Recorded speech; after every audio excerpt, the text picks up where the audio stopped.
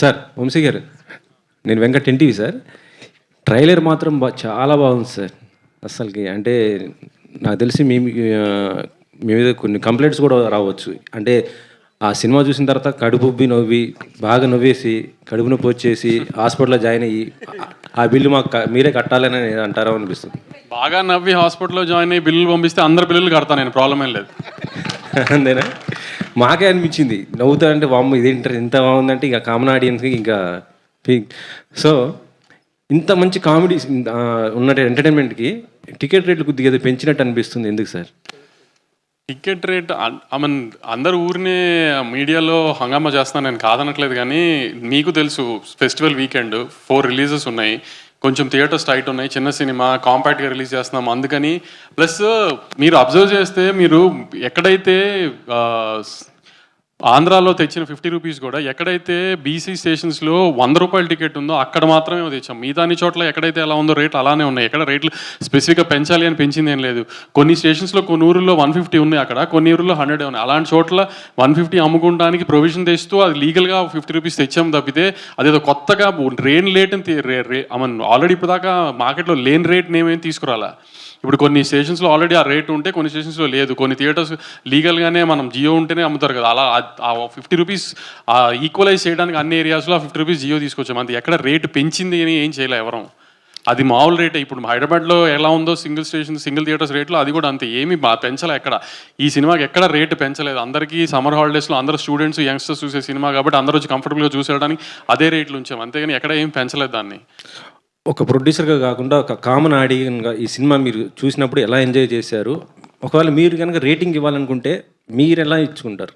సినిమాలకు రేటింగ్ ఇచ్చే కల్చర్ని నేను నమ్మను అసలు. కానీ నేను బాగా నవ్వుకున్నాను సినిమా. నేను మ్యాడ్ అనే సినిమాకి మామూలుగా ఆడియన్గా టికెట్ కొనుక్కుని వెళ్ళేది నవ్వుకుంటానికి. దానికి నేను కంప్లీట్గా నా 250 రూపాయలు 200 రూపాయలు ఏ రేంజ్ టికెట్ కొనుక్కుని వెళ్తారో ఆ టికెట్ ఆడియన్స్ కంప్లీట్గా సాటిస్ఫై అవుతారని నేను గట్టిగా నమ్ముతున్నాను.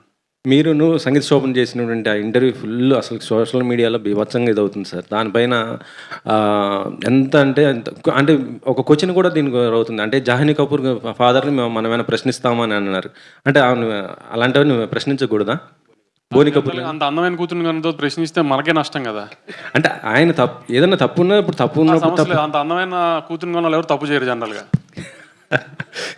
Okay sir. వంశీ గారు సార్, అంటే మ్యాడ్ రిలీజ్ అప్పుడు కాన్ఫిడెన్స్ని బూస్ట్ చేయడానికి ఒక స్టేట్మెంట్ ఇచ్చారు, టికెట్స్ ఎవరికైనా నచ్చపోతే వెనక్కి ఇచ్చేస్తానని.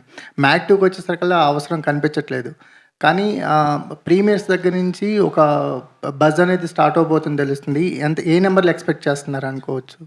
నెంబర్లు ఇవన్నీ తర్వాత సంగతులే. ముందు మీ అందరికి సినిమా బాగా నచ్చి ఇప్పుడు ట్రైలర్కి నవ్వుకున్నట్టే సినిమా బాగా నవ్వుకున్నారని చెబితే దాంతో నెంబర్లన్నీ ఆ వీకెండ్ అనౌన్స్ చేద్దాంలే. అంటే ట్రైలర్ మ్యాడ్ స్క్వేర్ లాగా లాఫ్ స్క్వేర్ లాగా కనిపిస్తుంది. సో మీ కైండ్ ఆఫ్ అంటే డీజే టిల్లు కానీ మ్యాడ్ కానీ సితారాకి కొత్త విలువను తెచ్చాయి.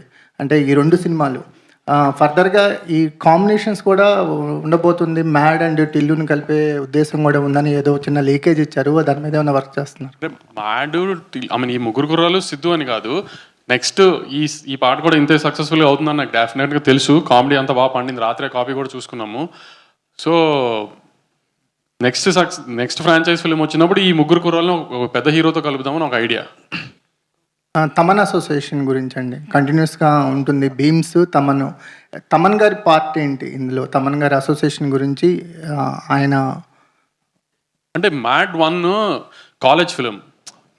చిన్న పిల్లలు 18-19 years కాలేజ్లో జాయిన్ అయిన ఇంజనీరింగ్ కాలేజ్ పిల్లలు, అమ్మాయిలు, లవ్, కాలేజ్లో జరిగే హ్యూమరు, బాస్కెట్బాల్ మ్యాచ్, ఇట్లాంటివన్నీ ఒక రకమైన ఒక సెక్షన్ ఆఫ్ ఆడియన్స్కి బాగా నచ్చుతుంది, యూత్లో కానీ ఏ సెంటర్స్లో కానీ. కానీ మ్యాథ్స్ స్క్వేర్కి వచ్చేటప్పటికి ఏంటంటే 22-23 ఏళ్ళు అయిపోయి పెద్ద బాగా చదవని మాలాంటి చిల్లరేదవాళ్ళు ఉంటారు కదా, అట్లాంటి చిల్లరేదో మోస్ట్ సక్సెస్ఫుల్ ప్రొడ్యూసర్ అవన్నీ పక్కన నేను అనేది ఇంజనీరింగ్ కాలేజ్ టైంలో చెప్తున్నా, ఇప్పుడు గురించి కాదు.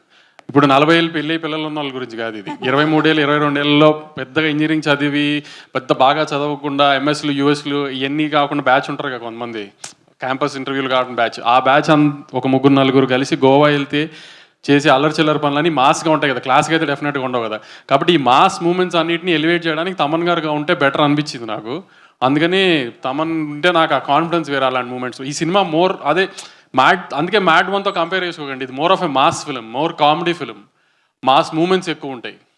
నెల్సన్ అనౌన్స్మెంట్ ఎప్పుడు ఉండొచ్చు సార్? ఇంకా హీరో ఫైనల్ అవ్వాలి, హీరో ఫైనల్ అవగానే చెప్తా. హీరో పేరే వినిపిస్తుంది కదా సార్ బయట. హీరో మీకు వినిపించవచ్చు, నేను నెల్సన్ గారు సినిమా చేయడం కన్ఫర్మ్ అయింది, నెక్స్ట్ ఇయర్ హీరో ఎవరు అనేది కన్ఫర్మ్ చేయాలి ఇంకా.